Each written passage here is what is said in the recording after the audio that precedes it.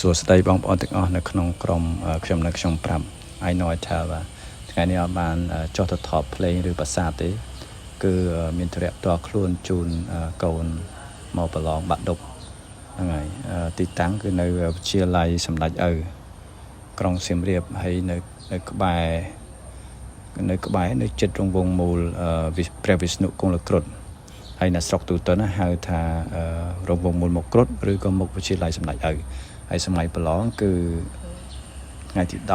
11ខែសីហាឆ្នាំ2026ហើយអ្វីដែលខ្ញុំឃើញនោះគឺថា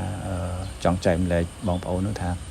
មានសិស្សខ្លះហ្នឹងក៏ឈឺមានសរោមជួសរោមក៏ប្រឡងហើយអ្នកខ្លះទៀតក៏ឈឺធ្ងន់ដែរគឺថាម្ដាយឪពុកដឹកឡានមកតែម្ដងហើយដើមមានគេគ្រាទៀតបាទអញ្ចឹង